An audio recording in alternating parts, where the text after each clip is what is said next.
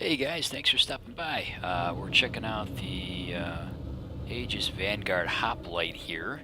Um, it essentially, from the outside, at first glance, looks just like the other Vanguard variants. A little bit different color scheme, a green with a gold trim. And the weapons are pretty much the same as well. You've got your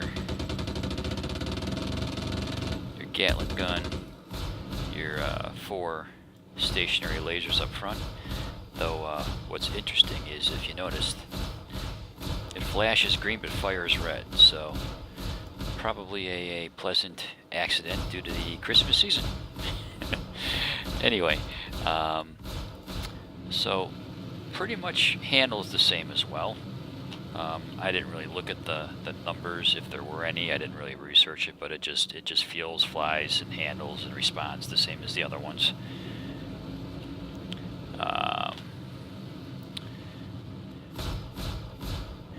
But now, where it does get a little different is on the underside here. Now, you notice that there's these big bay doors on the bottom side. What I hope would be an option with this, and I didn't even really notice this on the other Vanguards, maybe it's there, but these bay doors would be really nice if they were used for a quick drop off of troops. You've got a big battle going on, you land the sucker down, the bay doors open, and you drop the complete troop module that's inside this ship, and you know, troops and the weapons locker and all can just drop, and then you just take off and boom, you don't have to worry about dropping that back ramp and doing a back exit of troops. But we'll see how that goes. But that's the thing that stuck out when I looked at this ship. So let's take a look at the inside here real quick. The cockpit's basically the same. The front area here, once you get out of your seat, is pretty much the same as well. Oop. I was hoping that the lockers were working there, but not the case. But yeah, you got your same platforms as before. This might be a little bit newer looking, but then of course the big difference here is the troop transport area. You've got room for 6 troops. Looks like a dozen or so weapons positions in this nice weapons locker that you can use, and then you've got your loading ramps. So let's take a seat in this guy, one of these here real quick, get a feel for it, take a look around. Very reminiscent of the Warthog from Halo. Let's see. Yeah. So pretty much a nice additional option to dropping troops into a battlefield of some kind. Let's get out of here. Now, the turret looks a little more defined here compared to the other one in the other Vanguard.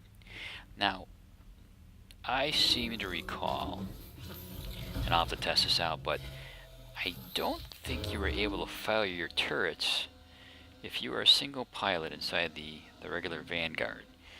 If you got in your turret, you couldn't fire, but here you can. So I kind of like that. That should be an option all the time. Whether you're in a Retaliator or a Cutlass or whatever, you should be able to fire your turret if you get out of the pilot seat and go into the turret on your own. So, and actually, yeah, the turret is a different turret. It's got the 3 barrels there, so that's definitely a different weapon as far as that goes. So let's get back down below. Take a look at the advanced loading ramp. Basically, it is wider, which allows you to get 2 rows of troops out at the same time. And it actually has a second section that extends out that gives you a slightly less of an angle to worry about, so your troops aren't going down such a steep incline. So that's kind of nice. Sadly, I tested this in the hangar. You cannot fit a gray cat in there. It's just a bit too narrow to get that sucker in there. So, but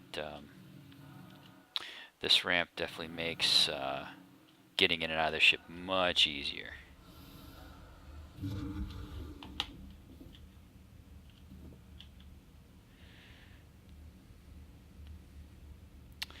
And I like how this back area here is a little more defined with more mechanical, digital cosmetics.